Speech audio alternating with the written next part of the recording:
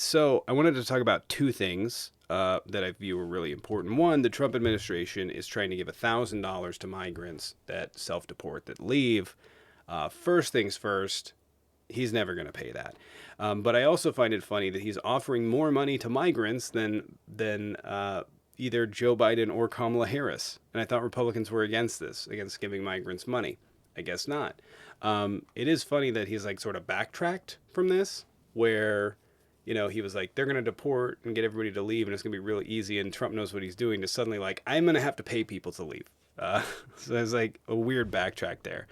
But I wanted to talk about in conjunction with the economy because we're going to start seeing labor shortages here relatively shortly, and we're also seeing issues with consumption in terms of, you know, the amount of agriculture that's going to be able to pick is going to be declining, and there's a lot of consequences that are going to happen and how that's all sort of going to play out. So I think first thing to talk about here, and I have Joss and Jess, I don't know how much they want to join in, but the first thing is we're going to look at the imports. The imports is declining.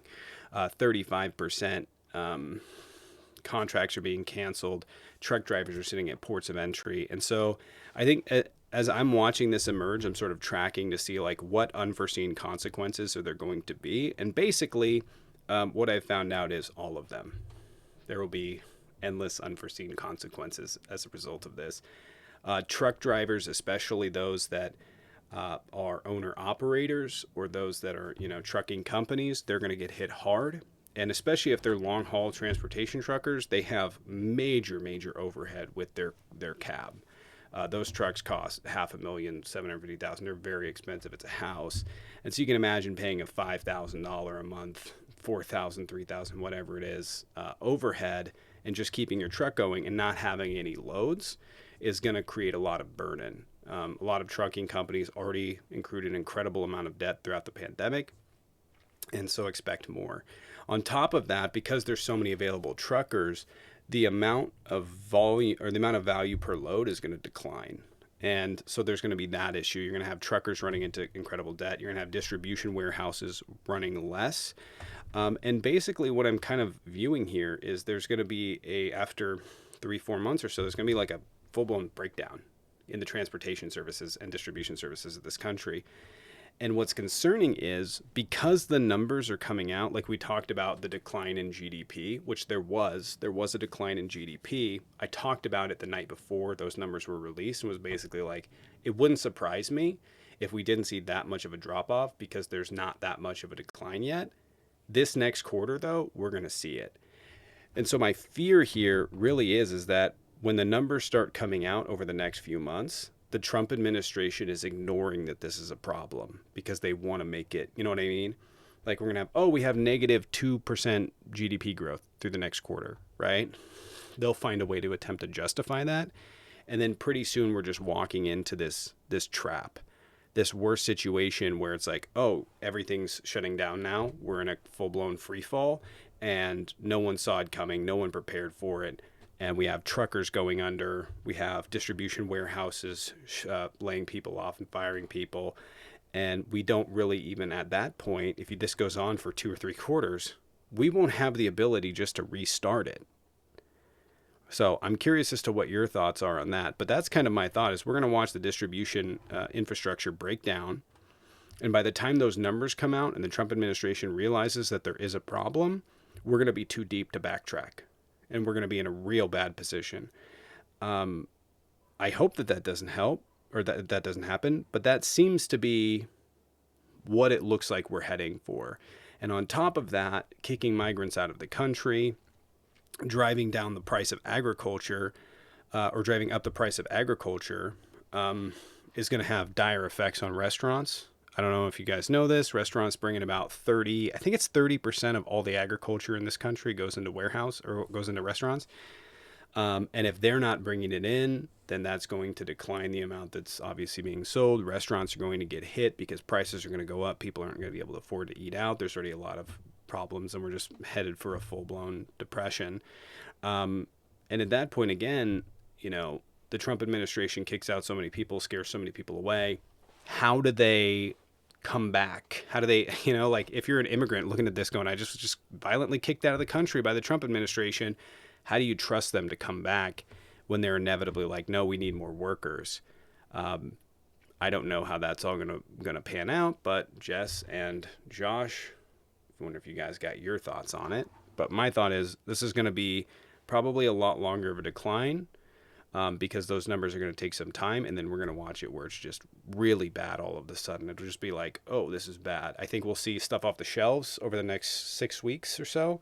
We'll start seeing empty shelves, but I don't think the Trump administration will recognize this as being a problem. And then we'll end up, you know,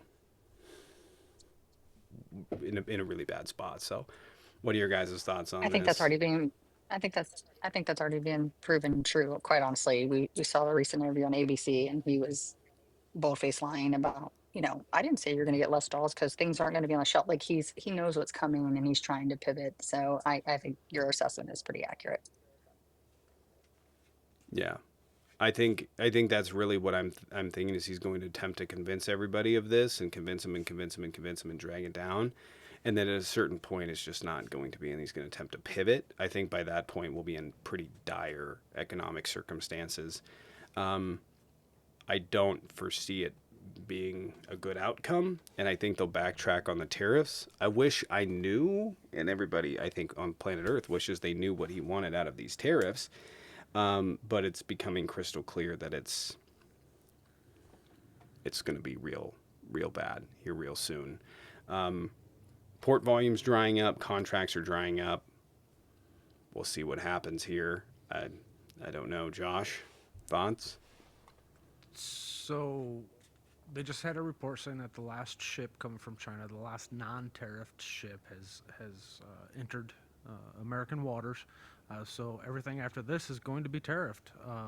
We're already seeing a 35% decrease at the ports in Los Angeles and along the West Coast. The East Coast isn't hit as hard because they have stuff coming from uh, Europe still, but um, the longshoremen there, the factory workers there that pulled those products off, they're no longer going to see overtime. They're going to have their hours cut. Um, that's going to be a big problem for just Americans trying to survive, not making enough money to survive anymore. From the drivers not being able to deliver food. If there's no food to deliver, there's no stock people in the stores to put it. I mean, everybody's going to be affected down the line. Um, they've been saying 6 weeks, 6 weeks, 6 weeks. Well, that was about a week ago. They started saying that. So I honestly think we're closer to 5 weeks before we start seeing it. I hope, I hope to God that I don't even believe in that I'm wrong. I hope I'm just fear mongering right now. But this is not me. This is what experts are saying. Yeah. I mean, I wish that we would be wrong. I just don't really see a way out of it. Unless they reverse course, this is sort of what we're headed for. The thing that I think is most important about what's coming is we do not know the full extent of it, right? It was impossible to fully view like what is this going to do to the global economy. So some things will change, some things will be worse, some things will not be as significant as we originally thought that they would be, and expect to be wrong. Expect to be wrong in this. Um, because we fundamentally don't know what this is going to happen. We don't know how countries are going to react. We don't know how China is going to react. We don't know, what I mean, we saw where countries started cutting bonds, right? And then the Trump administration was like, "Oh, okay, well, actually, we're going to reverse course," and that has to do with the financial impact of failing bond market, right? Where all these other countries own these bonds, we can't buy them up. They have to go out onto the market, so they can just dump a ton of them at once and make the bond market unsecure, and then we're paying more in interest on the same debt, which is what happened. Did that scare the Trump administration into backtracking and backpedaling on tariffs? I don't know. But I generally think that, and I talked about this with what happened in Ukraine with the deal, that I pinned, that I forgot to answer that question. I'm sorry, I'll get to that right after this. But he's going in a circle, trying all available routes, and then ending up right back where the previous administration started, or he's ending up right at the point of why, hey, this wasn't going to work, and why you were told it was going to work, and why experts said it was going to work. And in this instance, because the lag time on, the economic hardship, because of that lag time, we may not know the full extent until we're in it, right? Until it's like, oh, the economy stopped. Oh, numbers are coming out. Oh, one right after the other, right? This is bad. This is okay. It's getting a little worse. It's getting a little worse. Okay, no, this is bad. This is really bad. This is, there's going to be a lag time there. It was if and I and and when we were originally having this conversation, I didn't envision Trump backtracking 9 different times in 9 different ways on tariffs. So if he backtracks, yeah, it could change the trajectory. If he had went full blown on tariffs, we'd be in the middle of economic catastrophe right now. But he didn't. He went in, he backed off, he found ways around it, he's testing stuff out, and he's ending up and finding out the same exact thing that we've been telling him, which is this isn't going to work. This is not the way that he should have done it. Um, you know, but you hand a billionaire that's never faced a hard day's work in his life, you hand him an economy and say it's all messed up. Who's he going to blame? People overseas. Why? Because he doesn't want to blame the real problem, which is him and his billionaire friends. And America's suffering as a result of it. So I think this will be a slow decline. I think we're going to see serious economic pressure probably by the third quarter of this year. I expect we'll probably flounder somewhere around there. I don't think any of the job numbers are going to be that terrible for the next month or two. There's probably going to be a 3-month lag time. But going into that third quarter, that fourth quarter even, oh yeah, it's going to be real bad. And by that point, the fear I have is that other countries don't trust Trump and they're going to continue to apply pressure regardless. And then we end up in a situation where we just can't back out of. But yeah, I expect we're going to probably face negative job losses or negative job growth this year. GDP growth is going to go down negative at some point during this year. We're already watching it. But, one of the things that was becoming apparent going into this was like, this is a system that has been self-fixing forever, right? The rich and the elite in this country will protect this system because it benefits them. And in this instance, it's very clearly they're attempting to insulate themselves. I'm not sure that they're going to be able to do that, but yeah, I expect this to be a longer process. Could it go out to 2 years of an economic decline? Yeah. If enough changes are made, do I expect that to be the case? No. I truly believe that the Trump administration is going to follow this down until it becomes completely obvious that it's not justifiable. And then they're going to find a way to blame Biden and say, oh, we're changing course. We're changing, and they're going to take credit for the course change. So I think that's likely what's to happen. But that's my thoughts on the economy right now. Obviously, I've been stewing over this for about 6 months, so figuring out exactly what's going to happen, I don't know. But I expect the first thing is major layoffs on the infrastructure of delivery in this system in this country, which we saw with UPS. And just to be clear, sorry if I'm yapping a little bit, but I'm not convinced that they did that entirely because of the tariffs. I think they did a lot of that because of the tariffs. I think that they were planning a restructuring anyways. UPS likes to shake things up like that. But yeah, tariffs definitely did play into that. I think it was one of those things where it's like, tariffs are coming. We've been trying to justify having this. I think we'll just go ahead and cut our ties here and reduce volume and prep because they're going to have a volume reduction anyways. But you're going to see truck drivers go under. That'll start happening at the 3 or 4, 5 month mark. You're going to see distribution warehouses lay people off. You're going to see them close down. Yeah, it's going to be pretty rough. And prices on Amazon are about to be jacked up. Dollar store is going to be in serious trouble. Americans are going to be really hurting for money here in the next few months.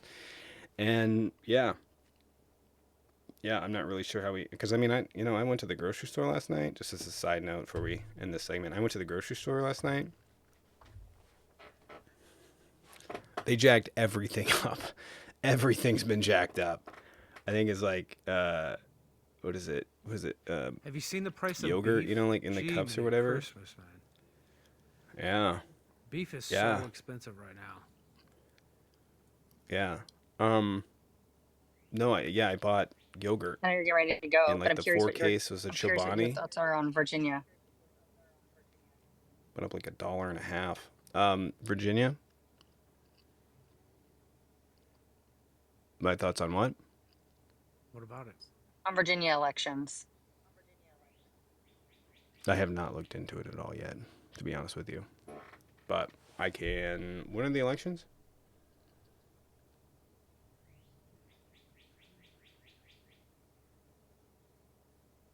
I'll look into it. It's okay. Yeah, I know. But, like I went to girlfriend and I went, she made pasta. By the way, fantastic cook. Obsessed with her. Just amazing person. 70 something dollars. Because 20 of it was rib. 22 or something was just beef. It's like, what the fuck? Good lord. Good lord.